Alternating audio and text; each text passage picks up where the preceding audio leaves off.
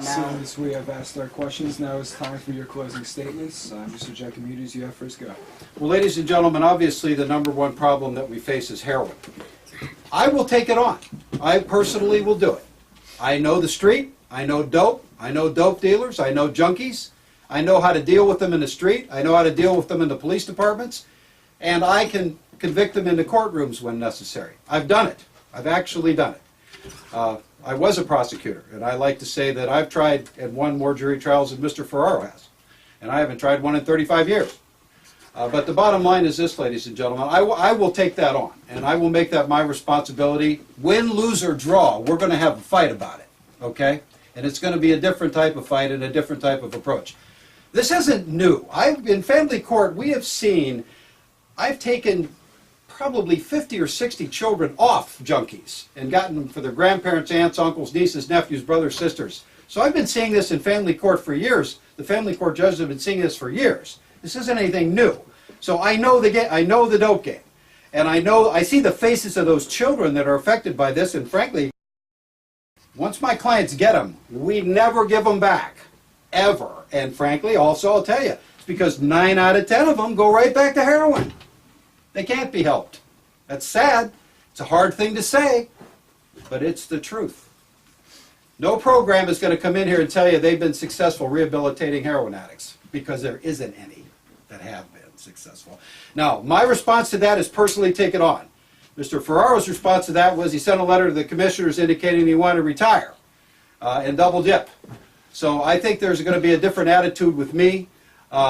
I can work with the cops, I can work with the public defender's office, I can work with the other prosecutors, and I certainly have a long history in the courtroom that's frankly unmatched in this county. Thank you. Mr. Ferrero? Yes. Well, if anybody knows about drug dealers, it's my opponent. I mean, he's represented probably the worst of the worst in Stark County.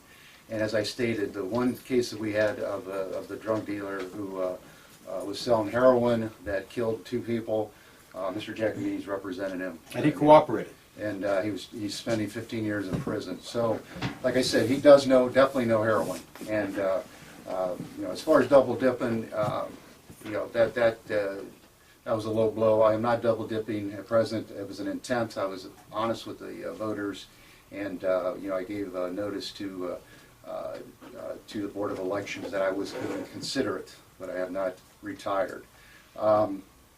You know, yes, heroin is a big problem, you know, but we have other problems in this county too. You know, we have domestic violence. We have, you know, we have people raping young children, you know, at an alarming rate. We have the Children's Network here in Stark County. We work with the abused and physically and sexually abused children. There's so many problems here in Stark County, and he's concentrating on the one area in which he's an expert in, and that is where the drug situation is, because he's represented them for so long.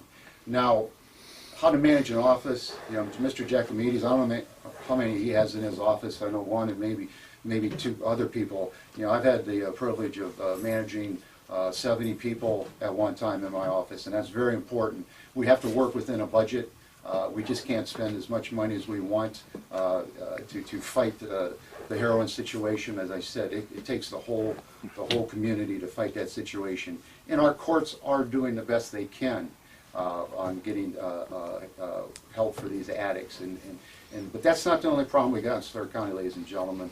And we have other crimes that are being committed, and it's important that we have a good staff that knows how to do cases.